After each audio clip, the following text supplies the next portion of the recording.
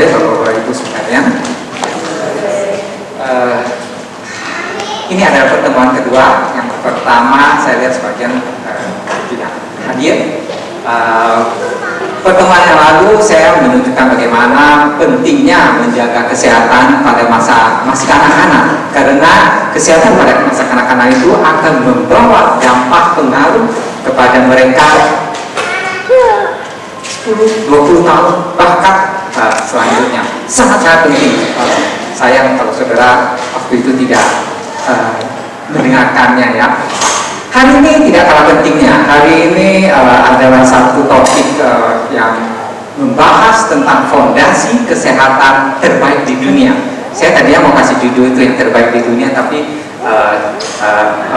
judulnya berubah, 7 sehat, 8 sempurna. Oke, tapi saya akan kasih lihat bahwa pola gaya hidup yang akan saya paparkan ini benar-benar terbaik di dunia.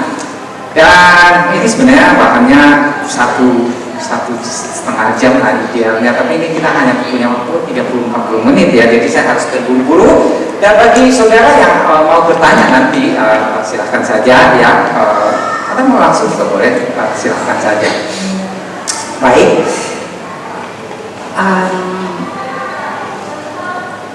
kita mau kesehatan, semua orang mau ya. Dan banyak yang berpikir bahwa sehat itu, oh saya sehat, saya kalau bertanya, oh kita baik-baik saja, sehat, jangan sakit, anak saya jangan sakit. Saya akan lebih menekankan kepada anak-anak kita ya, karena ini diundang bicara sama sekolah Makarios, jadi saya banyak menekankan kepada anak-anak, tapi ini juga sangat penting buat kita sebagai orang tua. Nah, WHO memberikan satu definisi bahwa sehat itu bukan hanya sekedar tidak pernah sakit. Yang tidak pernah sakit itu mungkin tidak terlalu susah. Walaupun kalau kita tidak jaga, saya dulu ya setahun bisa sakit berkali-kali ya. Flu itu sakit ya.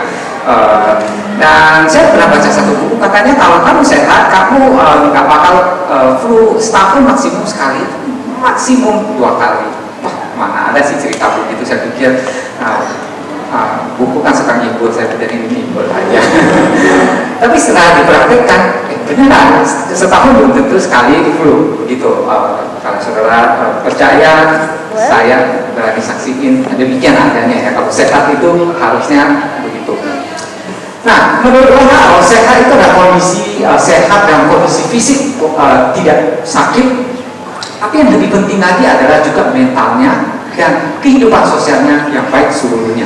Ada anak yang pikirannya sekolah cerdas, agak sakit-sakitan, tapi kehidupan pertemanannya kurang bagus ya. Sering ya kita lihat seperti itu tidak sehat, itu tidak masuk definisi sehat menurut WHO.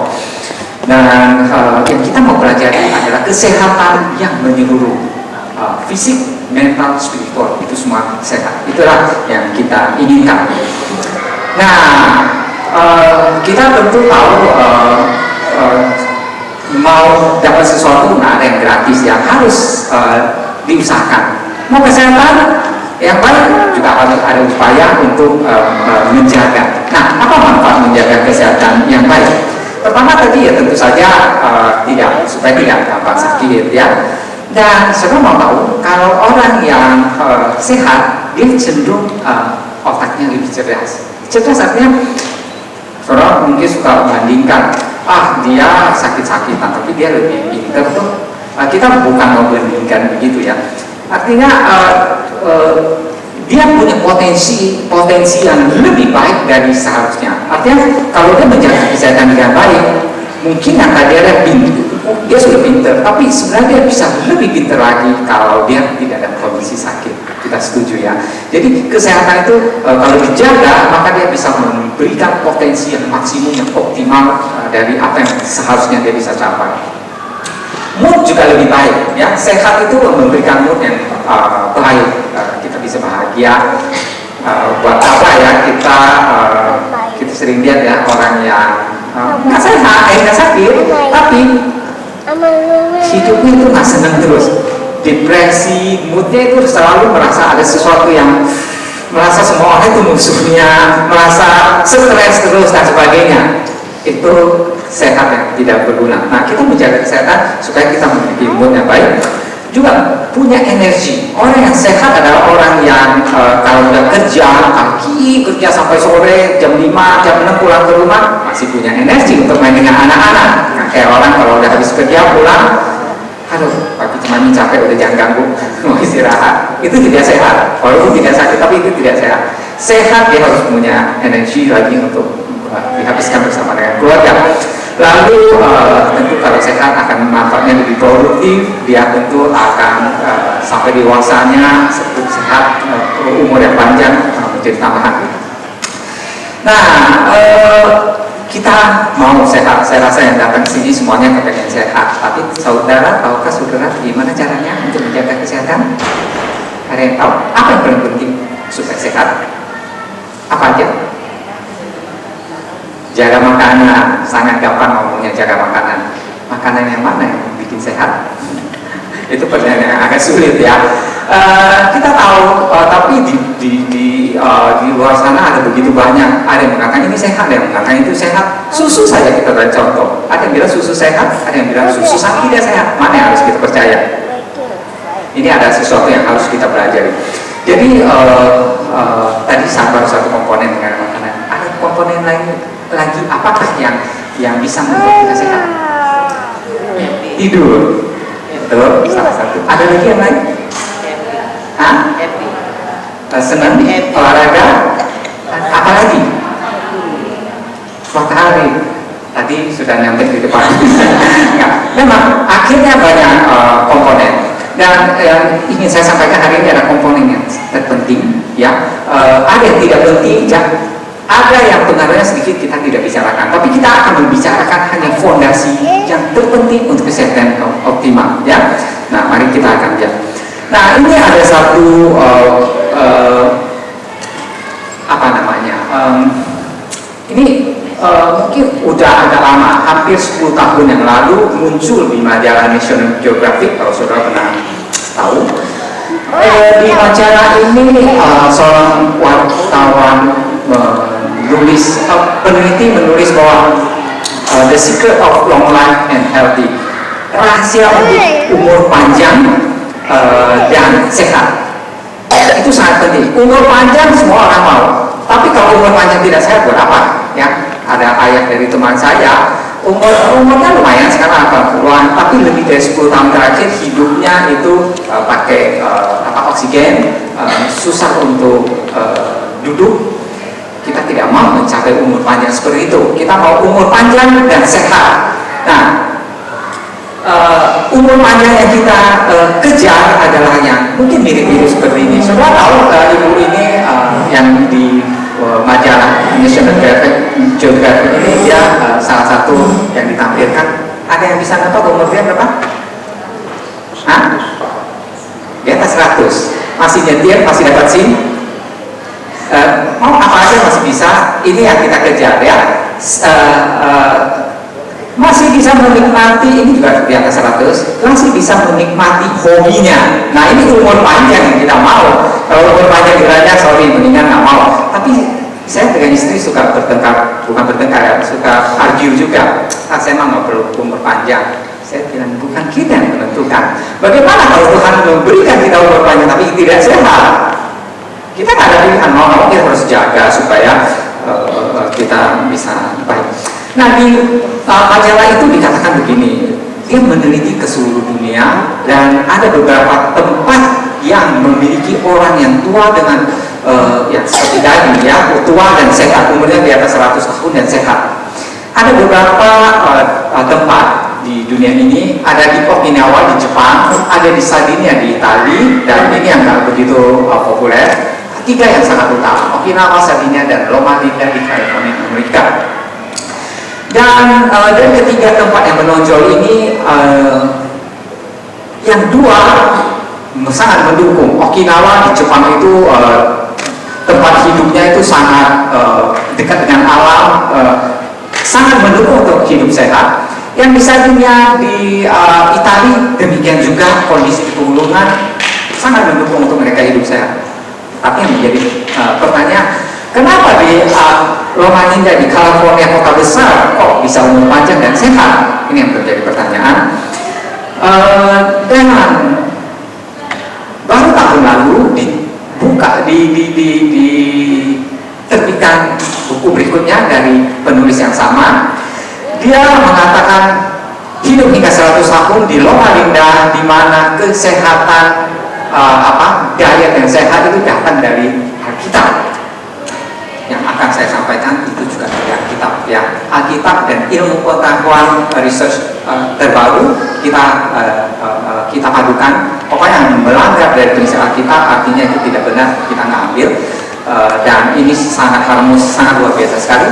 Nah, di penelitian terbaru ini dia sedang mencari dia sedang memperkenalkan bagaimana pola hidup dari sekelompok orang di Loma Linda, mengapa dia begitu sehat, dan dia memperkenalkan di kota-kota di Amerika yang taraf kesehatan mereka tidak sebaik kota-kota yang lain. Jadi tujuan dia adalah supaya kota-kota yang under itu supaya bisa meningkat lagi kesehatannya.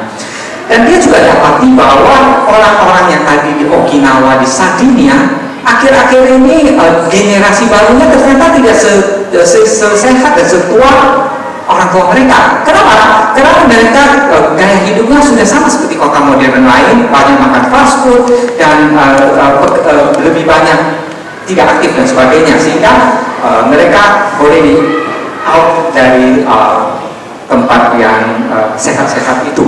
Nah, sekarang tinggal satu yang di Loma Linda ini yang masih bagus. Nah, apa yang bisa kita pelajari dari mereka?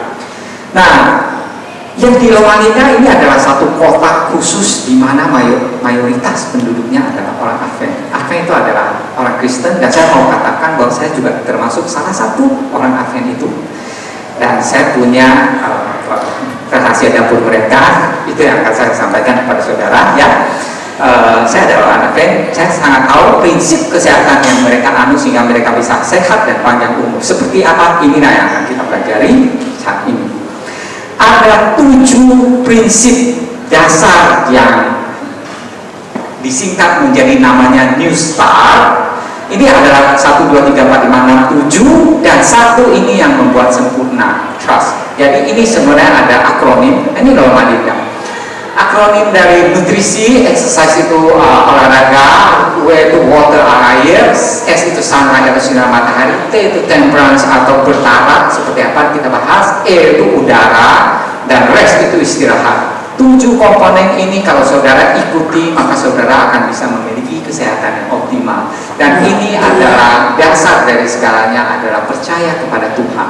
Tanpa ini kita mungkin bisa sehat jasmani, tapi kita tidak bisa mendapatkan kesehatan yang optimal, spiritual dan emosional kita juga tidak bisa. Kita akan lihat satu persatu secara cepat saja.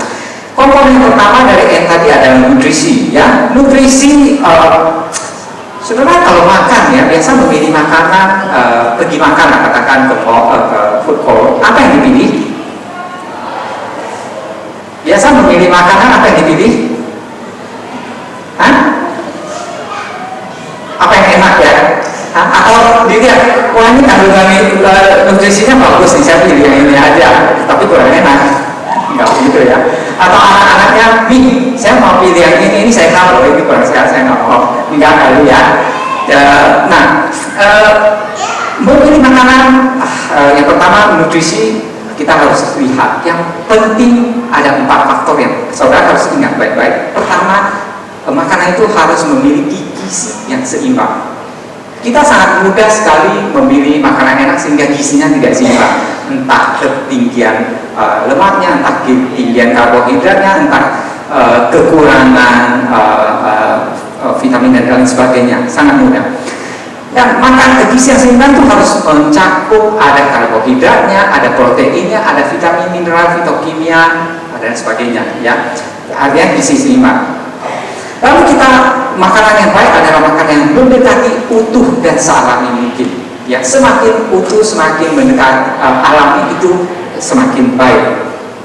Lalu prinsip yang lain harus kita perhatikan adalah dia harus beraneka ragam. Jangan makan, ada yang bilang, saya baik loh makanan saya sayur, tapi sayurnya bayam terus, makannya kangkung terus, itu tidak baik. Harus bervariasi dan sebanyak mungkin warna-warni di situ.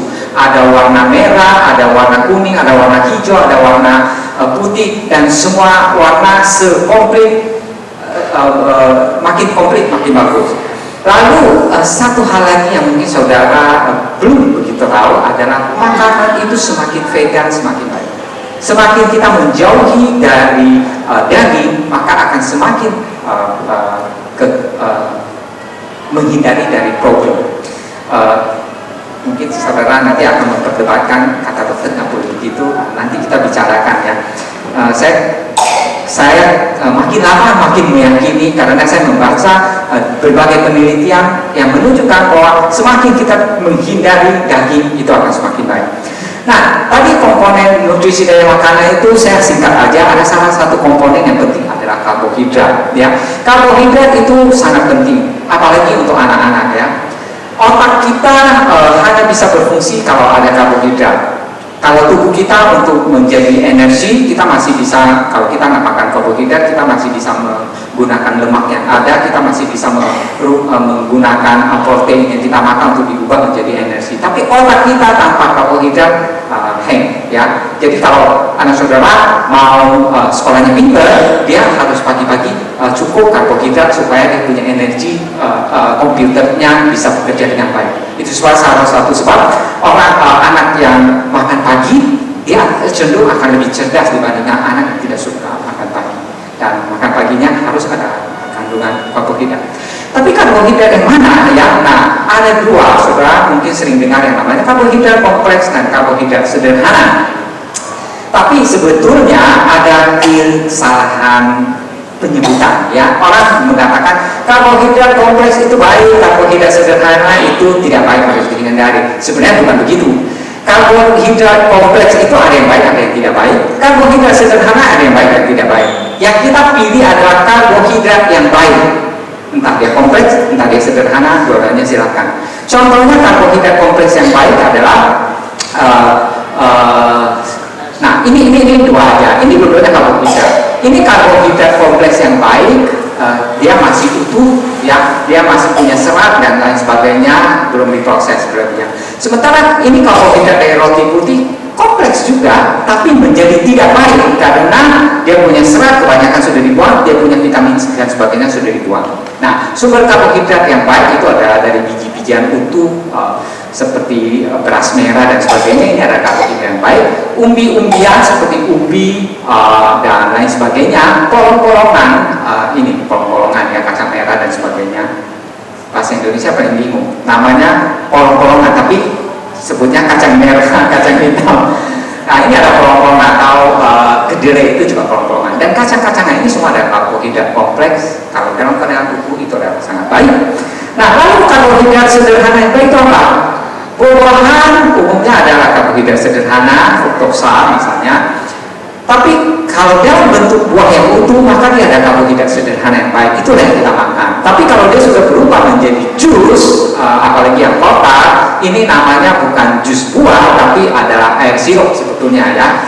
Ini adalah karbohidrat sederhana yang tidak baik. Segala sesuatu yang ditambahkan gula ke dalamnya, ataupun sesuatu yang diproses sehingga seratnya dan berbagai vitaminnya itu hilang, maka dia akan menjadi hanya seperti glukosa atau sukrosa atau galaktosa dan sebagainya yang tidak baik. Nah, di Indonesia tentu kita bisa menggunakan berbagai karbohidrat yang baik ya untuk anak-anak kita. Nah, ini adalah makanan yang luar biasa baik ya, ubi, singkong, lalu kacang-kacangan seperti ini, labu, ini semua adalah jagung dan lain sebagainya, masih banyak ya. Nah, ini adalah karbohidrat yang baik untuk sering dikonsumsi. Kita nggak perlu harus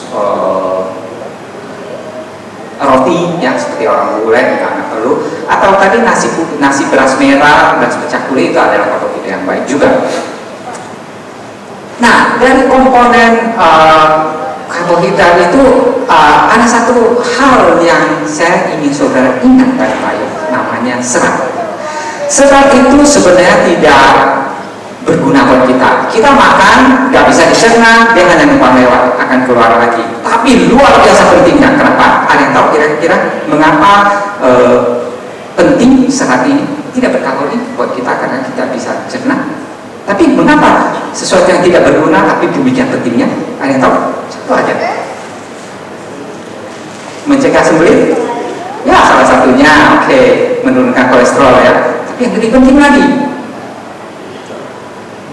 untuk memberi makan kita punya probiotik, kita punya bakteri baik. Makanan dia adalah serat satu-satunya. Ya, jadi kalau saya tidak memelihara bakteri baik dalam pencernaan kita dengan serat ini, dia akan menjadi gersang, dia akan susah. Dan ada satu pelajaran khusus 1,5 jam mengenai probiotik, makrobiotik, bukan makrobiotik, makrobiom namanya, bahwa kesehatan kita sesungguhnya bergantung kepada kesehatan bakteri di dalam usus kita. Semakin dia variasi, semakin dia sehat, maka kita akan menjamin kesehatan apa saja, mulai dari penyakit autoimun, penyakit pencernaan, apalagi kanker dan sebagainya, sangat bergantung kepada kesehatan daripada flora usus kita. Jadi ingat ya, harus ada seratnya. Yang tidak baik sederhana, ya, sesuatu yang tadinya baik menjadi tidak baik karena direfinasi atau diproses. Mengapa diproses? Makanan yang diproses itu menjadi tidak baik. Tepung, kita lihat tepung saja. Tepung kalau whole wheat itu kasar, orang nggak suka. Roti menjadi whole wheat, orang nggak suka. Tapi begitu dibikin menjadi putih, lembut, wah, orang lebih suka. Benar ya? Anak-anak lebih senang apa? Roti yang kasar, yang agak keras, atau roti yang lembut? Senang yang roti lembut, benar ya? Tapi kalau saudara kasih makan anak kita dengan makanan yang direfinasi, oke, saya kasih tahu dulu. Makanan yang refinasi, contohnya tadi ya tepung yang direfinasi. Nasi putih kita juga sebenarnya termasuk makanan yang refinasi, yang dimana nutrisinya sudah sangat berkurang, seratnya sudah sangat berkurang sekali. Lalu gula, tentu sehat, tapi begitu dibikin menjadi gula pasir, itu makanan refinasi yang sangat tidak sehat, ya, dan lain sebagainya. Oke, kita sudah lihat ini. Yang namanya refinasi, ya, contohnya ini ada dua. Yang satu adalah whole, ya, whole wheat flour, yang masih gandum terus hanya digiling menjadi halus utuh tanpa diapa-apain. Ini yang warnanya coklat tua. Lalu yang dia punya kulit arinya dibuang supaya halus, dan dia punya bekatul juga dibuang menjadi putih bersih, sangat menarik. Ini yang warnanya kuning. Nah, kita lihat proteinnya mungkin hanya berkurang sedikit yang sudah direfinasi, tapi seratnya sudah tinggal sedikit segini ya dibandingkan dengan yang whole. Omega 3, lalu dia punya mineralnya, magnesium yang demikian penting tinggal sedikit gini, fosfat, koper, air, zat besi, zinc, dan berbagai vitamin tinggal segini. Jadi saudara bisa bayangkan, nah, kalau saudara makannya kalau tidak mau memilih makanan yang hanya memilih yang enak, maka saudara hanya mendapatkan sedikit sekali nutrisi dibandingkan kalau saudara pilih yang ini, saudara mendapatkan demikian banyak nutrisinya. Jadi kita perlu menggunakan otak kita untuk memilih makanan. Ini yang saya ingin kasih wanti-wanti kepada bapak-bapak ibu sekalian. Kalau ke supermarket, saya dulu sangat suka ke supermarket untuk mensurvei makanan. Kalau saya ke rak makanan ya di supermarket besar, saya bisa mendapati 99% makanan di sini tidak bisa saya beli. Mungkin lebih dari 99%. Salah satu yang saudara harus hati-hati adalah yang namanya high fructose corn syrup. High fructose corn syrup itu terbuat dari bonggol jagung, dibikin menjadi gula. Di industri makanan, sebagian besar makanan, entah biskuit, entah donat, entah segala macam itu menggunakan high fructose corn syrup, biasa disingkat HFS, HFCS, ya, HFCS. Dia sangat mengganggu metabolisme tubuh, sehingga dia akan bersifat menyimpan ini karbohidrat disimpan menjadi lemak. Itu sebabnya di Amerika badannya gede-gede, gendut-gendut, salah satu yang dicurigai ada high fructose corn syrup ini. Dalam waktu dekat Amerika akan ban, ini tidak boleh lagi dimasukkan ke dalam makanan. Sama seperti trans fat, ya trans fat kan belakangan diketahui itu sangat tidak baik sehingga dilarang lagi kayak di New York, fast food mereka tidak boleh menggunakan trans fat. Ini dalam waktu dekat akan dilarang digunakan. Tapi kayak di Indonesia orang nggak tahu. Ini mengapa digunakan? Karena dia sangat murah, sangat manis, industri sangat suka, netral, jadi sangat suka menggunakan ini. Nah kalau saudara suka beli makanan di supermarket, saudara akan kemungkinan besar pasti akan menemukan ini. Di soft drink juga ada, ya sebagian besar menggunakan ini. Jadi demi anak kita baca di label kalau ada ini jangan dibeli, jangan dibeli. Dan kemungkinan saudara akan sangat sulit menemukan makanan tanpa ini. Tadi mengenai karbohidrat, sekarang kita melihat kepada lemak, ya. Lemak sama seperti karbohidrat tadi, ada lemak yang baik, ada yang tidak baik. Aduh, saya tidak bisa menyelesaikannya dengan baik. Oke, begini aja. Lemak itu jangan dihindari. Tapi yang saya maksud dengan lemak adalah lemak yang utuh di dalam makanan, bukan di dalam bentuk ini. Kita tidak perlu minyak seperti ini, nggak perlu. Tapi kalaupun kita mau tambahkan, boleh, tapi sedikit saja, sehari maksimum 1-2 sendok teh. Dan ini satu pelajaran lagi, saya hanya mau mengatakan jangan jangan sembarang menggunakan minyak ini, karena kesehatan kita sangat tergantung kepada minyak-minyak ini. Kalau kita salah menggunakan, kita akan sangat problem, ya. Berbagai penyakit bisa muncul karena salah memilih. Di olong-olongan kita, di semua makanan kita yang utuh itu sebenarnya sudah ada lemaknya. Makanan yang utuh di kacang-kacangan itu sangat baik. Nah, satu hal yang saya mau sampaikan lagi adalah trans fat. Mungkin saudara semua sudah tahu ya, trans fat atau hydrogenated fat biasa ada di margarin. Itu adalah lemak yang sangat tidak baik buat kita, buat anak-anak, meningkatkan triglycerid, buat jantung, dan membuat otak anak kita bisa berkurang kemampuannya. Dia bisa membuat, saudara mungkin pernah dengar mengenai omega 3? Ya, omega 3 kita tahu ya. Kalau kebanyakan trans fat, maka omega 3 tidak bisa dikonversi menjadi EPA, DHA yang kita perlukan. Jadi dari lemak itu saudara boleh tidak menggunakan lemak sama sekali. Kalau mau menggunakan, saran saya satu, yang terbaik saat ini adalah olive oil. Extra virgin olive oil itu yang netral, monounsaturated. Itu saudara boleh gunakan dengan jumlah yang tidak terlalu banyak, 1-2 sendok. Lemak itu, minyak itu sebenarnya ada baiknya. Kalau saudara makan sayur, misalnya salad ya, terus dikasih sedikit minyak itu, maka dia akan meningkatkan penyerapan daripada vitamin mineral yang ada di dalam sayur-sayuran itu. Jadi ada baiknya. Atau kalau saudara tidak gunakan itu, saudara menggunakan kacang-kacangan yang dimakan bareng juga baik. Nah, anak-anak kita sangat kekurangan omega 3 di zaman sekarang, ya. Dan saya hanya mau menyarankan untuk anak-anak kita kasih ekstra omega 3. Dan minyak-minyak yang terlalu banyak omega 6 itu dikurangin, kalau bisa diminimalkan sekali, ya. Jadi yang harus kita tinggikan adalah omega 3. Ini banyak pertanyaan saya tahu, karena mengenai lemak ini sendiri satu pelajaran penting. Dan omega 3 itu demikian pentingnya bagi kesehatan, mulai dari ujung kepala sampai ujung kaki. Untuk kepintaran, untuk kulit yang cantik dan sebagainya, itu perlu omega 3. Celakanya kita sangat kekurangan di zaman modern ini. Saudara bisa mendapatkan di minyak ikan, tapi minyak ikan punya kelemahan dengan logam berat, merkuri dan sebagainya. Kita ambil alternatif yang lebih aman. Kita bisa mendapatkan dari flaxseed atau chia seed. Ini adalah sumber omega 3 terbaik dari dunia tumbuh-tumbuhan. Sehari 1-2 sendok itu sudah baik. Buat anak-anak dikasihlah, dicampurkan di makanan, ya. Lalu protein, semua orang tahu protein penting, dan memang protein itu sangat penting. Tapi kalau kita bicara protein, yang keinget apa? daging ya. Kalau tidak makan daging, apakah bisa mendapatkan protein?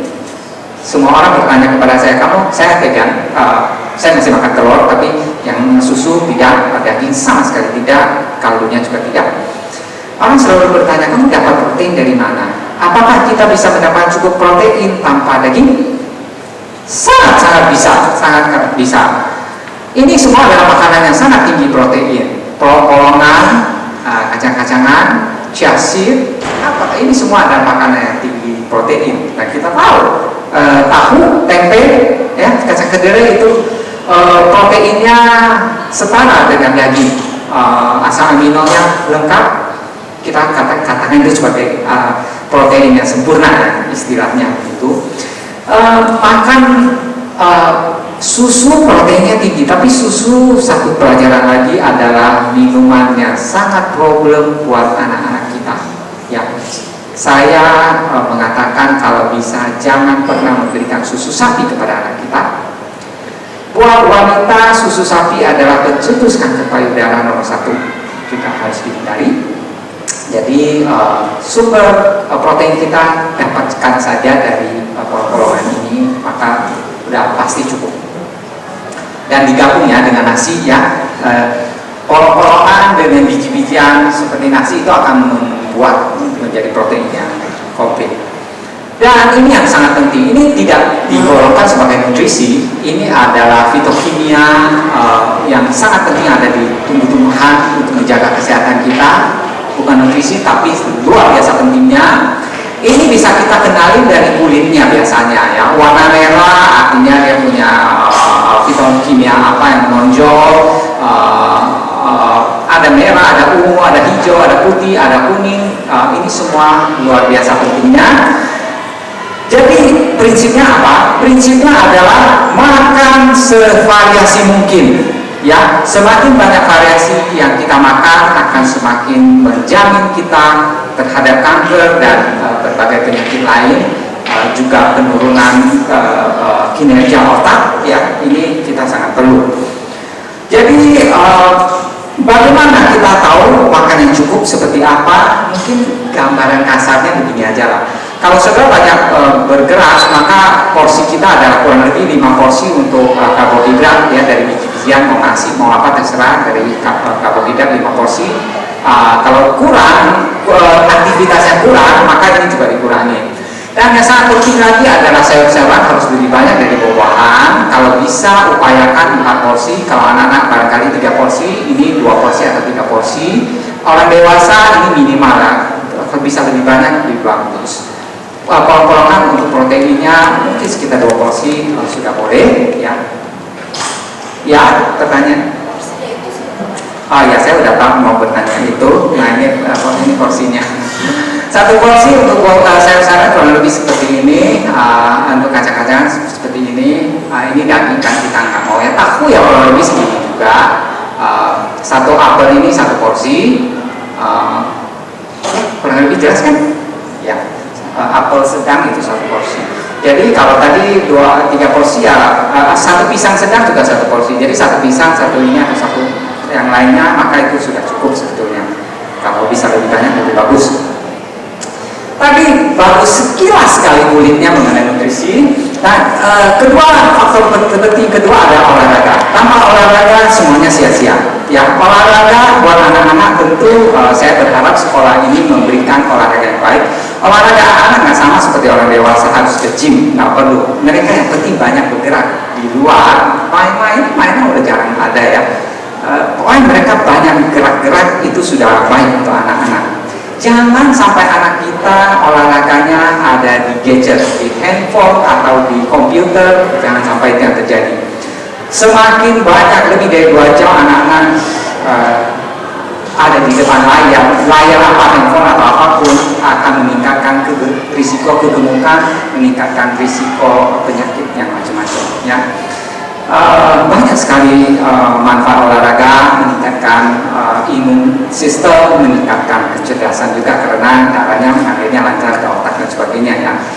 Nah, saya nggak mau bahas lah bagaimana frekuensi, ada hal 4 hal yang penting ya, intensitas, durasi, jenisnya. Mungkin yang saya mau sampaikan adalah tentu kita mau olahraga yang terutama untuk anak-anak ya, olahraga yang bersifat pertandingan itu cenderung membuat agak berbahaya. Sepak bola kaki bisa tendon bisa putus dan sebagainya, mungkin kita hindari. Olahraga yang baik untuk anak-anak kita adalah berenang, jalan cepat atau lari-lari.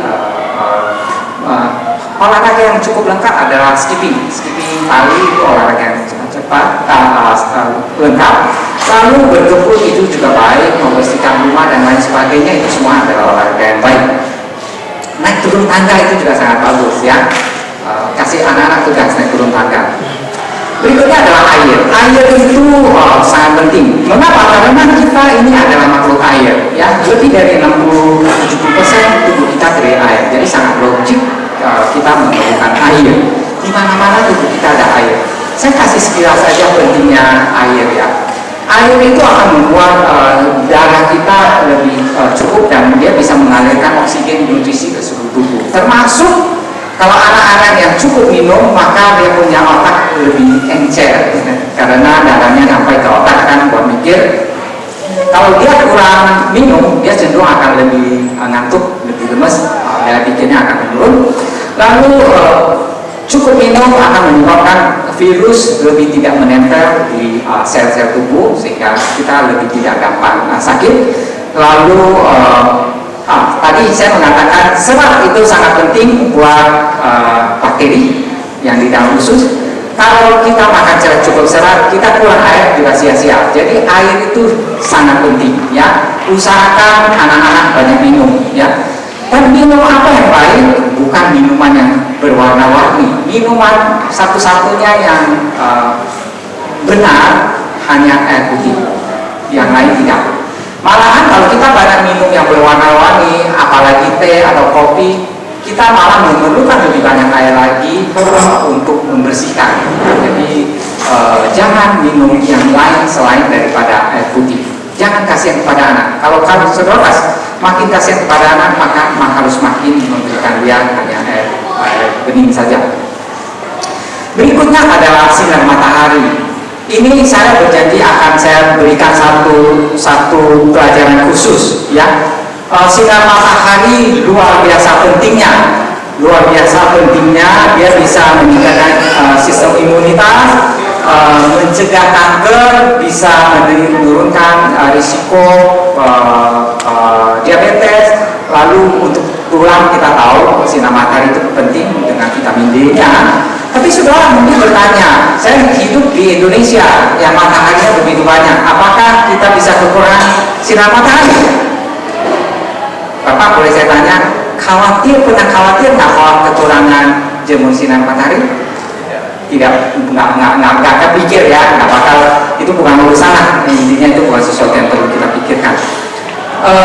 Saya mau mengatakan kalau saya akan jawab ini sebentar ya, bahwa sinar matahari itu demikian pentingnya. Kalau kita kekurangan, kita bisa menyebabkan begitu banyak problem. Ini sebagian saja. Dan ini penelitian di Indonesia. Ini ada dokter siapa? Aman ya, melakukan penelitian, didapati 75% lebih anak-anak kurang vitamin D, kurang jemur. Dan ini dia pakai standar yang rendah, harusnya lebih dari 40. Jadi kalau ini ditingkatkan lebih lagi. Saya punya teman 3 di gereja. Satu masih kecil, Matthew umur berapa kira-kira? Matthew kecil lah ya, umur 10-an barangkali. Lalu satu lagi 40-an, ada 2 lagi 40-an. Tiga-tiganya dia coba tes, dia punya kadar vitamin D. Ternyata tiga-tiganya sangat kurang. 1,6, 1,7, 1,8. Sementara yang ideal buat kita sekitar 40 nanogram per mililiter. Jadi apa yang diresearchkan itu adalah benar bahwa di Indonesia kita mayoritas kekurangan vitamin D. Jadi harus jemur ya. Jemur yang tepat adalah di siang hari, bukan di pagi hari. Tapi kita akan bahas itu. Saudara, saya harap datang untuk mendengarkan hal penting ini. Temperance itu adalah bertarak dalam hal sesuatu yang sangat baik kita jangan berikan berlebihan, sesuatu yang tidak baik jangan berikan sama sekali. Contoh yang sangat tidak baik kita tahu ya, rokok, Coca-Cola, kopi itu jangan berikan, jangan kita gunakan. Ya itu adalah prinsip bertarak. Sementara yang baik, contohnya apa? Baik makanan yang baik, buah-buahan katakan baik. Jangan sekali makan 10 porsi, ya itu juga berlebihan. Jangan. Itu prinsip bisa menahan diri terhadap segala sesuatu. Apapun yang baik jangan berlebihan. Olahraga baik jangan berlebihan. Lalu istirahat baik jangan. Istirahat baik nih. Saya istirahatlah sehari tidur 12 jam. Tidur yang baik harus cukup-cukupnya. Udahlah. Waktu saya sudah habis. Udahlah, kita pikir udahlah itu kita mau bersih, maka kita berada di dalam ruangan. Mungkin saudara tidak tahu bahwa udara di dalam ruangan atau di rumah Bapak Ibu itu jauh lebih buruk daripada udara di luar. Jadi sebaiknya buka pintu jendela lebar-lebar untuk udara yang saudara anggap kotor itu masuk. Ya. Dan di dalam rumah saudara mau tahu nggak tempat yang paling kotor udaranya di mana? Hah? Kamar. Paling kotor paling ada di dapur kita. Dapur adalah tempat yang menjalankan kotor, usahakan ada sirkulasi. Dan saya mau anjurkan satu hal yang praktis saja. Kalau bisa tanam tanaman seperti ini di dalam kamar, di dalam rumah. Ini adalah penyedot polutan di dalam rumah yang luar biasa baiknya. Satu ruangan kamar, satu pohon seperti ini tidak mertua ya. Dan yang lain-lainnya ini sudah cukup satu pot, nggak usah segini gede, setengahnya pun sudah cukup untuk kamar kita.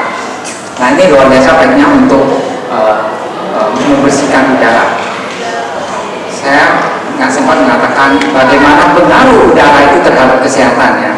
Nah ini rest itu istirahat. Ada 4 hal yang penting. Rest istirahat relaksasi. Misalnya kalau saya udah ngomong capek, saya duduk itu relaksasi penting. Lalu istirahat meditasi itu artinya kita perlu waktu untuk jangan kerja terus, nonton terus apa. Kita perlu waktu untuk meditasi menemukan firman Tuhan ya, bukan semedi mengosongkan pikiran, tapi kalau kita kosongkan pikiran nanti setan yang akan masuk dengan pikirannya, maka kita harus isi dengan sesuatu yang positif, yaitu dengan firman Tuhan tentu ya. Istirahat ketiga adalah tidur. Nah, istirahat tidur itu kita perlu tidur ya, apalagi anak-anak. Anak-anak kalau tidurnya kurang, maka ya pertumbuhannya sangat terganggu. Ya, tidur di jam yang harus benar. Kalau tidurnya lebih dari jam yang seharusnya, misalnya anak-anak sukanya tidur jam 11, jam 12, tapi dia cukup 7-8 jam tidurnya, maka dia akan kehilangan kesempatan untuk mendapatkan hormon yang diproduksi di antara jam 10 sampai jam 1. Maka hormon pertumbuhan dari si anak itu akan terganggu. Jadi tidur yang baik kalau bisa anak-anak tuh mulai jam 9 dia sudah tidur, maksimum jam 10 dia sudah tidur. Tidur yang baik adalah 7 hingga 8 jam. Kurang dari itu tidak baik, lebih dari itu juga tidak baik. Ya, itu prinsipnya. Tadi istirahat harian. Oke, satu hal yang terpenting yang mungkin saudara tidak tahu adalah istirahat mingguan. Tuhan memberikan kita 1 hari untuk istirahat. Saudara mengetahui bahwa dalam seminggu ada 1 hari di mana kita harus beristirahat. Tapi tahukah saudara datang dari mana 1 hari itu istirahat itu? Tidak peduli agama saudara apa, mau agama Islam, agama Buddha, semua tahu bahwa setelah 6 hari bekerja ada 1 hari istirahat. Benar? Kalau satu hari ada fenomena alam, yaitu di mana bumi mengelilingi porosnya 1 kali putaran, itu datang 1 hari 24 jam. Kalau 1 bulan datang dari mana? Bulan. Hah? Bulan. Bulan kemarin baru kena mata-mata udah lupa ya. Bulan mengelilingi bumi kita balik ke tempatnya itu 1 bulan. 1 tahun datang dari mana? Bumi kelilingi matahari, balik lagi ke tempatnya itu 1 tahun. 1 minggu datang dari mana? Nggak ada yang tahu. Satu-satunya hanya Alkitab. Tuhan menciptakan dunia ini 6 hari, dan hari ke-7 dia beristirahat. Dan yang lebih penting lagi, Tuhan menguduskan hari itu dan memberkatinya. Jadi kalau saudara masuk di hari istirahat yang Tuhan tentukan, saudara akan mendapatkan berkat dari Tuhan. Siapa yang mau mendapatkan berkat dari Tuhan? Saya mau. Banyak kesaksian luar biasa. Penyakit yang tidak bisa baik, tapi saudara dikasih tahu, saudara beristirahat di hari yang Tuhan sudah tentukan, hari Sabat Tuhan, dan penyakitnya baik. Kenapa? Kita percaya semua. Saudara percaya nggak diciptakan Tuhan? Percaya. Bisa nggak Tuhan menyembuhkan kita? Bisa. Itu yang namanya recreation. Sesuatu yang setelah kita jatuh, setelah kita rusak, ada masa diperbaiki. Di saat itulah salah satu hal yang penting yang Tuhan peringatkan sampai masuk ke dalam 10 perintah Tuhan yang ditulis oleh jari tangan Tuhan sendiri di hukum keempat. Saudara baca baik-baik. Tuhan mengatakan istirahat di hari Sabat Tuhan akan mendapat berkat, termasuk berkat penyembuhan dan sebagainya. Jadi saudara, itulah yang ingin saya sampaikan, istirahat seperti itu. Ini saya nggak sempat. Nah, trust in God, saudara, ini yang paling penting dari semuanya. Saya suka pada hal kesehatan ini asal mulanya dari sini. Ya, saya membaca firman Tuhan mengajarkan, saudara baca di Imamat 11 misalnya, diajarkan makanan apa yang benar, makanan yang boleh makan, yang tidak boleh makan. Di Kejadian Tuhan kasih tahu makanan kamu seperti apa yang tidak boleh makan, semuanya ada di dalam Alkitab. Kalau saudara tidak percaya kepada Tuhan, saudara tidak akan percaya bahwa Tuhan memberikan petunjuk seperti itu. Saudara juga merasa saya tidak perlu jaga badan saya bukan milik siapa-siapa, saya milik saya sendiri, terserah saya tubuh saya. Tapi kalau saudara percaya kepada Tuhan bahwa saudara bukan milik saudara sendiri, hanya dititipkan oleh Tuhan, maka saudara akan lebih respect kepada yang menitipkan. Dan masih banyak hal yang bisa diceritakan mengenai pentingnya kita memiliki Tuhan yang peduli kepada kita, termasuk kesehatan kita. Ya, sampai di sini saja pembahasannya, semoga bermanfaat. Saya menghimbau jangan berhenti di pelajaran kedua, masih ada 8 pertemuan lagi yang masing-masing lebih detail, makin ke sana akan makin penting. Saya harap saudara datang, kalau merasa bermanfaat, saudara bolehlah ajak teman atau siapa saja. Ini tidak dibatasikan untuk orang tua murid, siapa saja silakan datang. Kalau ada pertanyaan silakan, kalau tidak terima kasih. Apakah ada pertanyaan? Kalau ada silakan. Atau mau nanti juga boleh setelah demo, welcome kalau ada pertanyaan ya. Terima kasih, Tuhan berkati semuanya.